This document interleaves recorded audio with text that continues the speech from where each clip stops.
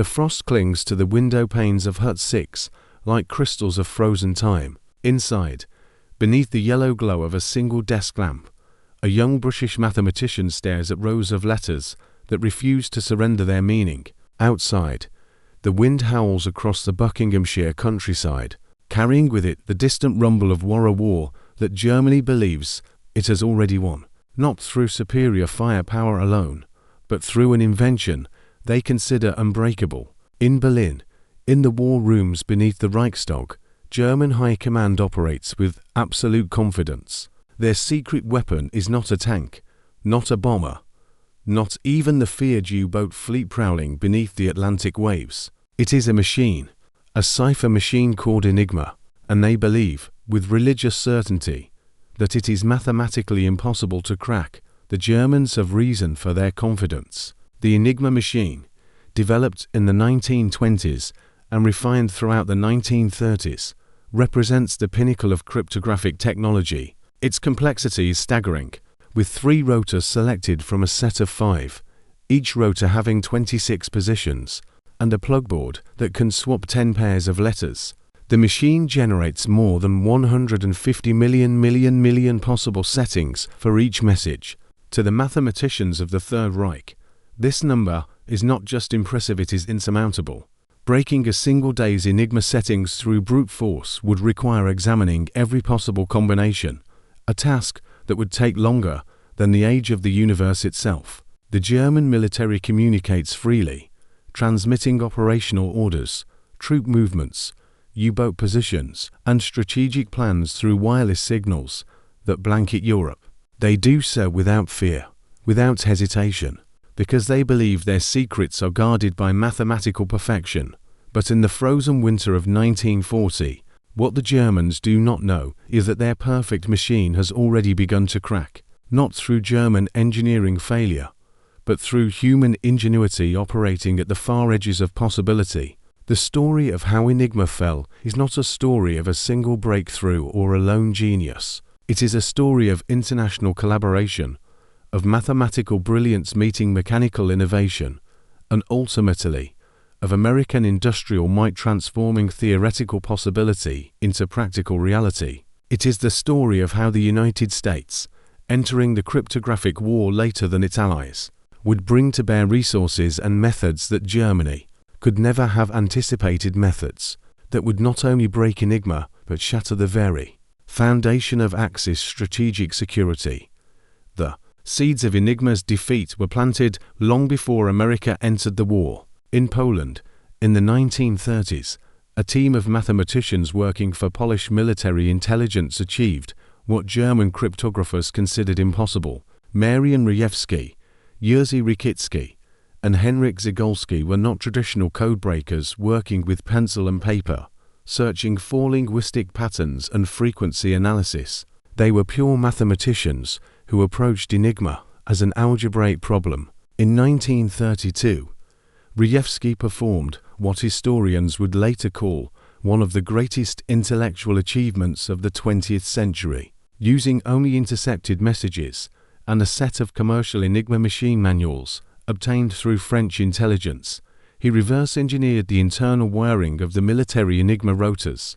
He did this through permutation theory, treating the machine's encryption as a series of mathematical transformations that could be mapped, analyzed, and ultimately predicted. By 1938, the Poles had built their own replica Enigma machines and developed mechanical devices called bomby or early cryptologic bombs, designed to test rotor positions at mechanical speed. For years, Polish cryptographers read German military communications, watching as Hitler remilitarized the Rhineland, annexed Austria, and prepared for the invasion of Czechoslovakia. But in December 1938, the Germans made a change. They increased the number of available rotors from 3 to 5, exponentially expanding the number of possible daily settings. The Polish methods, brilliant as they were, could not keep pace. The window was closing. The mathematics still worked, but the mechanical capacity to apply those mathematics at the scale and speed required was beyond Poland's industrial capability. In July 1939, with German invasion imminent, the Poles made a decision that would alter the course of the war. They invited British and French intelligence to Warsaw and shared everything: their methods, their replica machines, their mathematical breakthroughs. They handed over the keys to the kingdom just weeks before Germany invaded Poland and scattered the Polish cryptographic team across Europe. The British, who had been attempting to break Enigma through traditional linguistic methods with minimal success, suddenly found themselves in possession of a mathematical roadmap. They moved their operation to Bletchley Park, a Victorian mansion 50 miles northwest of London, and began recruiting not linguists or career intelligence officers, but mathematicians, chess champions, crossword puzzle experts, anyone who could think in abstract patterns and logical systems. Among those recruited was a young Cambridge mathematician, Alan Turing. 27 years old in 1939, Turing had already published groundbreaking theoretical work on computation and algorithmic processes. At Bletchley, he inherited the Polish mathematical framework and immediately saw both its brilliance and its limitation. The Polish bombe worked, but they worked too slowly. The Germans changed their Enigma settings every 24 hours, at midnight Berlin time. This meant that every single day, the codebreakers had to identify the correct rotor order, rotor positions, ring settings, and plugboard configuration from scratch. Even with the Polish methods, this process could take 20 hours or more, leaving only a narrow window to read that day's messages before the settings changed again and the process had to begin anew. Turing understood that breaking Enigma was not fundamentally a problem of mathematics. It was a problem of time. In 1940, Turing designed a new machine, the British bomb. Unlike the Polish device, which tested mechanical hypotheses one at a time, Turing's bomb exploited a logical vulnerability in how Enigma was used. German military operators, following standard procedure, began many messages with predictable patterns. Weather reports started with weather, convoy reports with convoy, naval messages with standardized position formats. These predictable elements were called cribs. Turing realized that if you possessed a crib, a known or suspected piece of plaintext, and its encrypted counterpart, you could dramatically reduce the search space. The bomb would test rotor settings not randomly, but logically, exploiting the contradictions that arose when an incorrect setting attempted to encrypt the crib. When a contradiction occurred, that setting was eliminated. Only settings that could successfully encrypt the crib without contradiction remained as possibilities. The first British bomb, named Victory, became operational in March 1940. It stood 7 feet tall, weighed a ton, and contained miles of wire connecting 36 rotating drums that simulated 36 Enigma rotors working in parallel. It was loud, temperamental, and astonishingly fast by the standards of human calculation. What would take a team of mathematicians days to compute, the bomb could test in hours.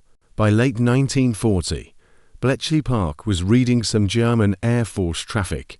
By 1941, they achieved regular breaks into German Army communications.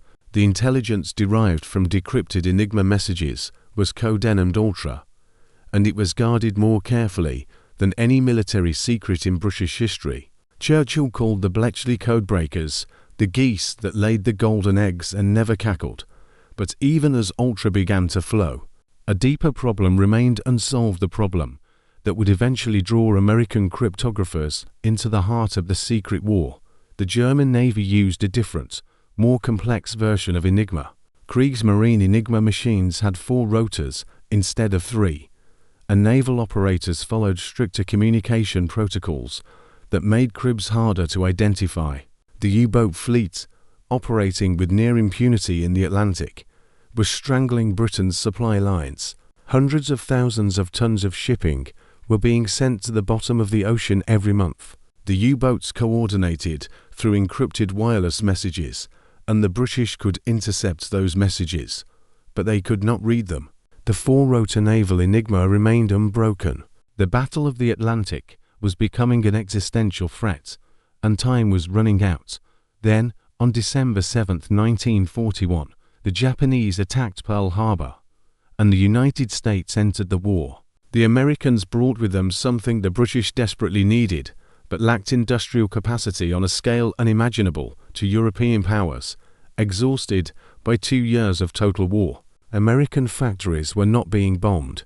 American cities were not under blackout. The United States had steel, copper, electrical components, machine tools, and most importantly, engineers and manufacturing capacity that could be mobilized at a speed that left the British astonished. In early 1942, British intelligence shared the Enigma secret with their American counterparts. The Americans were brought into Ultra, shown the bomb designs, and given access to the mathematical methods developed by the Poles and refined by Turing. The British request was simple: help us build more bombs faster, and help us break the naval Enigma before the U-boats win the war. The American response was characteristically overwhelming. The United States Navy assigned the task to its cryptographic division, OP to OG. Based in Washington, D.C., the U.S. Army assigned a parallel effort to its Signals Intelligence Service, but the primary work fell to a partnership between the Navy and a private American corporation, National Cash Register Company in Dayton, Ohio. NCR, a manufacturer of mechanical calculators and business machines, had engineering expertise in precision mechanics and high-speed electromechanical systems. In 1942, the Navy contracted with NCR to produce an American version of the bomb, redesigned and re-engineered to American manufacturing standards and to American scale.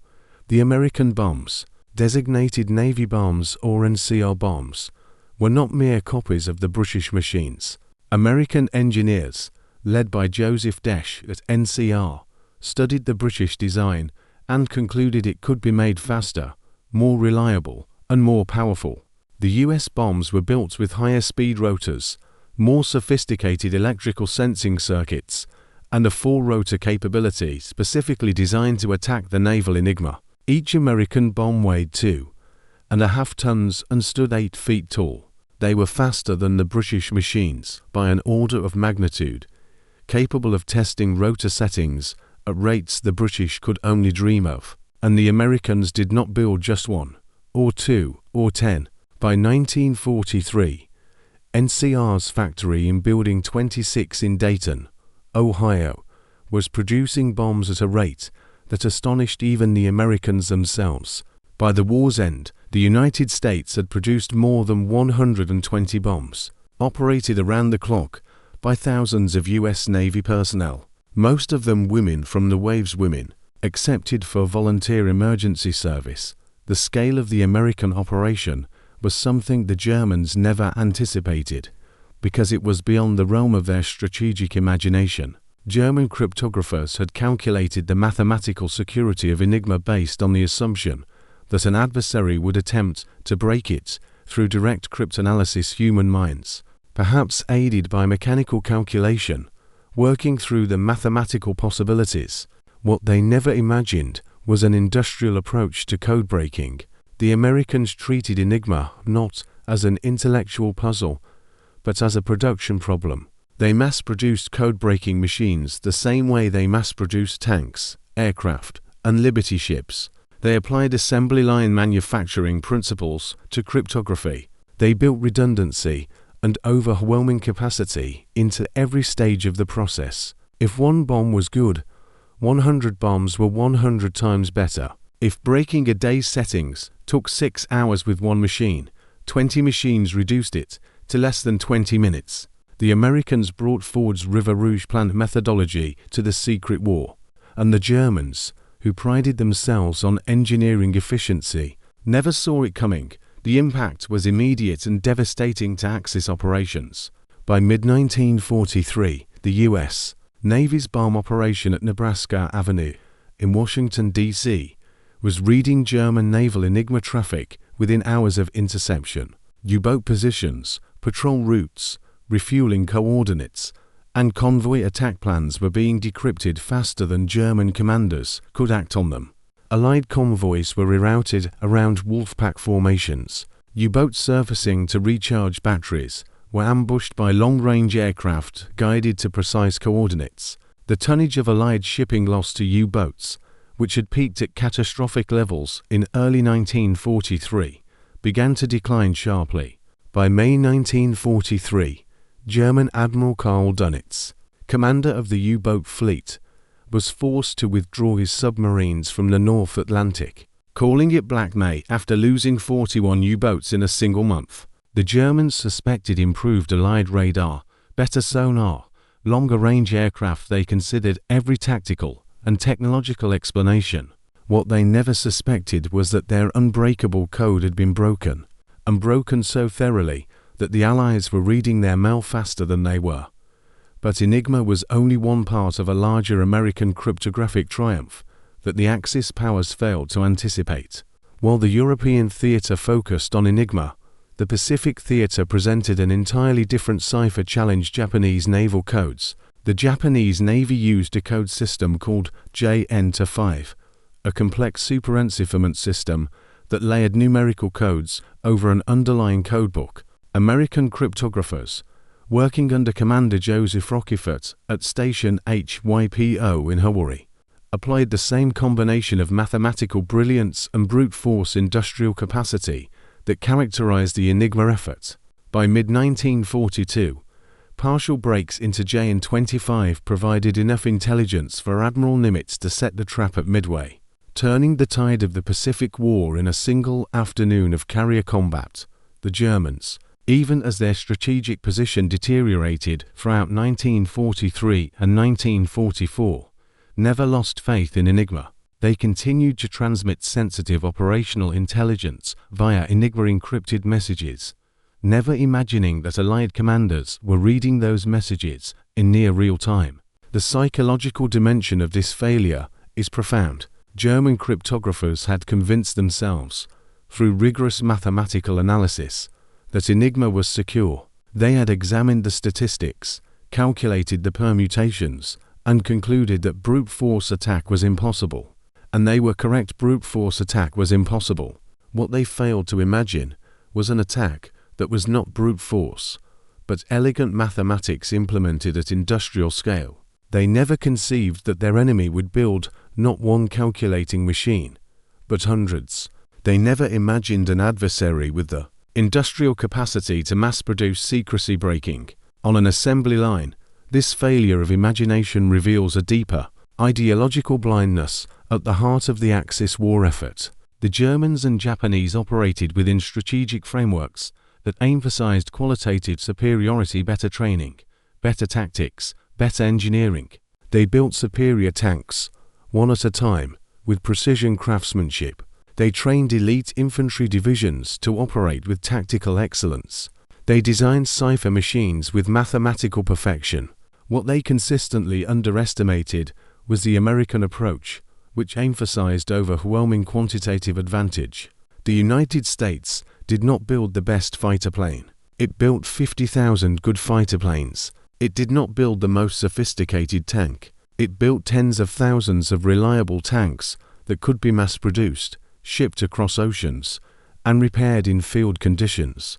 And when faced with an unbreakable code, the United States did not search for a more brilliant mathematician. It built an entire factory dedicated to breaking codes through mechanized repetition and industrial redundancy. The symbolic object that haunts this story is not a weapon or a piece of machinery, but a punch card. The punch card, developed in the 19th century for textile looms and adapted by Herman Hollerith for the 1890 US Census, became the physical embodiment of American computational power in World War II.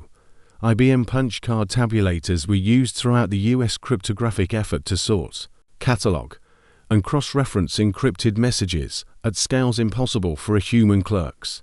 Thousands of Waves personnel sat at punch card machines, encoding intercepted German and Japanese messages onto cards, feeding them into tabulators that could sort through thousands of messages per hour, searching for patterns, repeated phrases, and statistical anomalies that might provide cribs for the bombs. The punch card represented something fundamentally American: the ability to organize, systematize, and scale human effort through mechanical automation.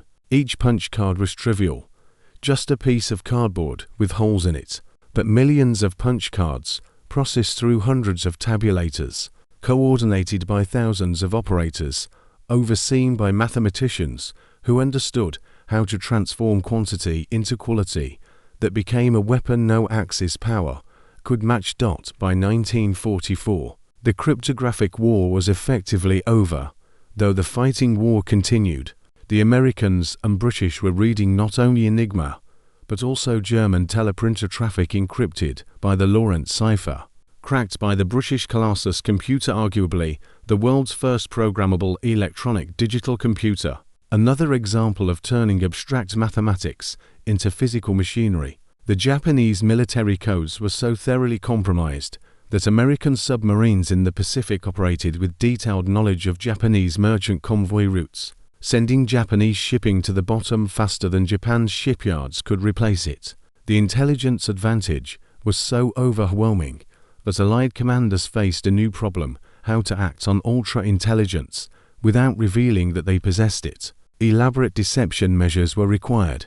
If a convoy was rerouted to avoid a U-boat wolfpack, Allied commanders had to ensure that a reconnaissance aircraft was sent to discover the U-boats, providing a cover story for why the convoy changed course. If a Japanese supply ship was sunk by an American submarine in the middle of the Pacific, the submarine would surface afterward and fire its deck gun at floating wreckage, creating the illusion that the ship had been found through random patrol rather than precise intelligence.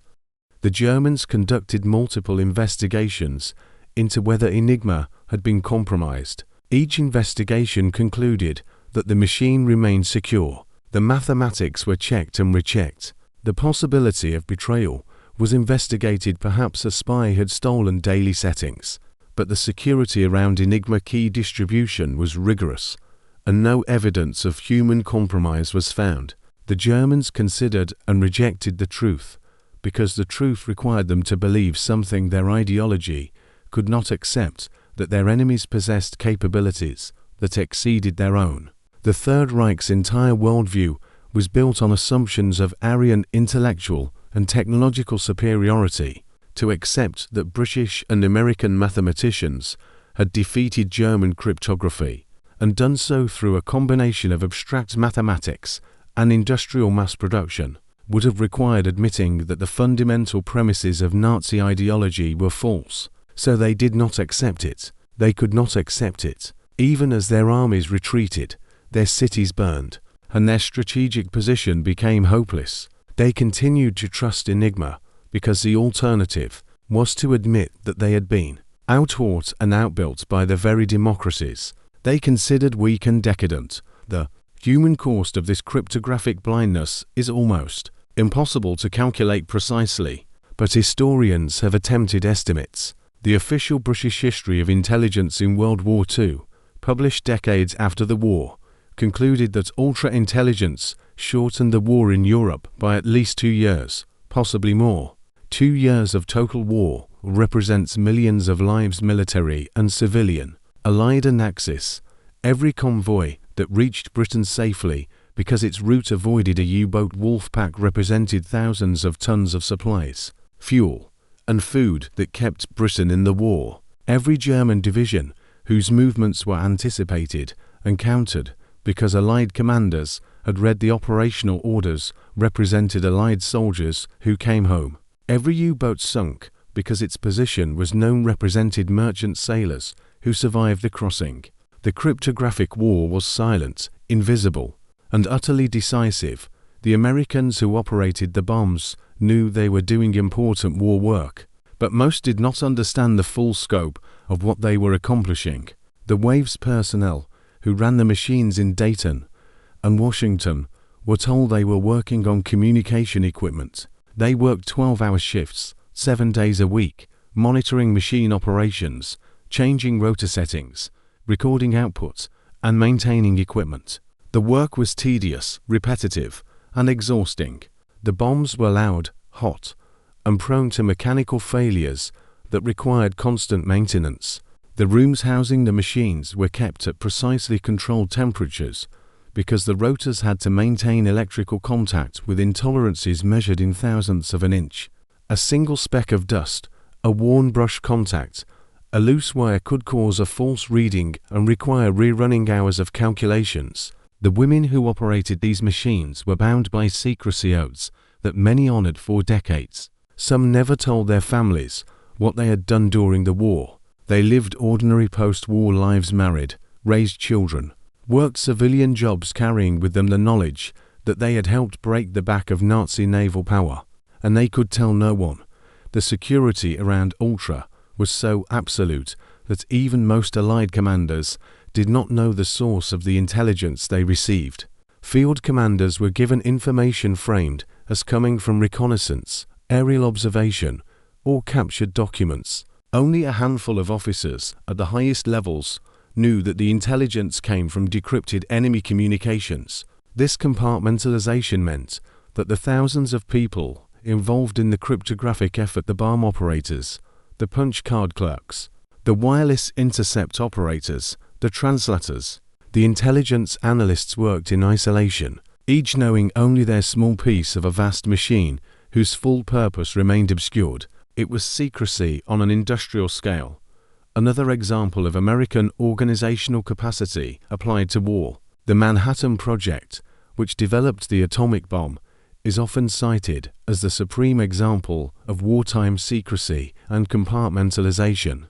But the cryptographic effort was arguably more complex because it required not just secrecy during development, but operational secrecy maintained continuously throughout the war. Every decrypted message, every intelligence report based on Ultra, every operational decision informed by enemy communications had to be wrapped in deception and misdirection to protect the source. The irony is that the Germans possessed most of the theoretical knowledge required to understand their vulnerability. German mathematicians were world-class. German engineering was superb. If German cryptographers had approached their own machine with the same skeptical rigor that Allied cryptographers brought to it, they would have identified the weaknesses, the predictable message formats, the operator's procedural shortcuts, the logical contradictions that the bomb exploited.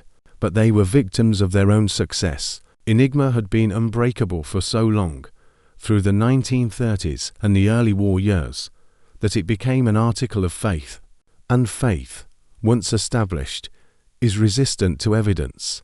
When U-boats began to be intercepted with suspicious frequency, when operations were ambushed, when convoys evaded wolf packs with uncanny accuracy, the Germans investigated everything except the possibility that Enigma itself had failed. They blamed radio direction finding, radar, spies, bad luck, incompetent commanders, anything but the machine they had trusted with their strategic life. After the war, when the Enigma secret finally became public in the 1970s, surviving German cryptographers were shocked. Some refused to believe it initially. The mathematics of what the Allies had accomplished, not just breaking Enigma occasionally through luck or espionage, but breaking it systematically, daily, for years, seemed impossible even in retrospect. But the evidence was overwhelming. The bombs were real. The decrypt logs existed. The operational records showed precise correlation between decrypted messages and Allied actions. Slowly, painfully, the German cryptographic community came to accept what had been done to them.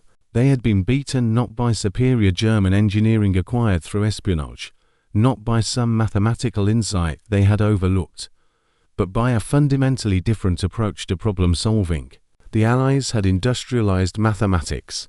They had turned abstract logic into assembly line output.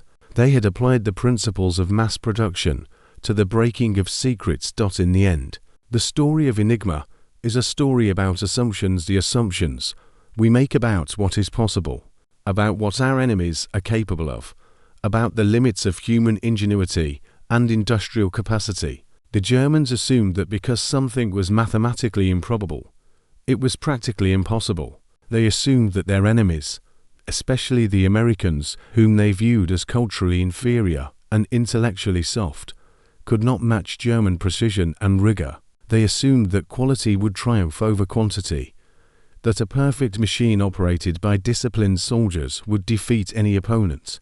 They were wrong on every count. The Americans proved that improbable is not impossible, that underestimated enemies are the most dangerous, and that quantity, when organized and applied with intelligence, becomes its own form of quality. The recurring image that defines this story is not the Enigma machine itself, elegant and compact, nor even the towering bombs with their spinning rotors and clicking relays. It is the simple punch card, millions of them, flowing through machines, carrying tiny fragments of information that, when aggregated and analyzed, revealed the enemy's deepest secrets. Each card was nothing. Together, they were everything.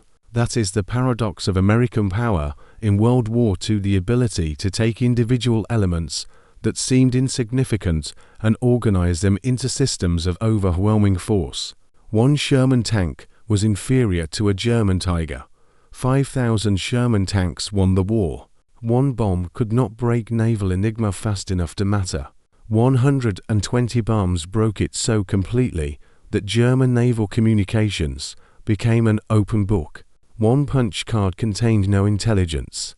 1,000,000 punch cards, sorted and analyzed, revealed patterns invisible to individual human minds, and so in the frozen halls of Bletchley Park, in the factories of Dayton, Ohio, in the windowless rooms of Nebraska Avenue in Washington, where the bombs clattered day and night, a quiet revolution was won, not with bombs or bullets, not with stirring speeches or heroic charges, but with mathematics, machinery, and the relentless application of industrial-scale thinking to the ancient art of secret keeping and secret breaking.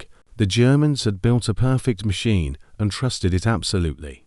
The Americans built 100 imperfect machines and trusted in their collective power. In that difference lay the outcome of the secret war, and perhaps the outcome of the larger war as well.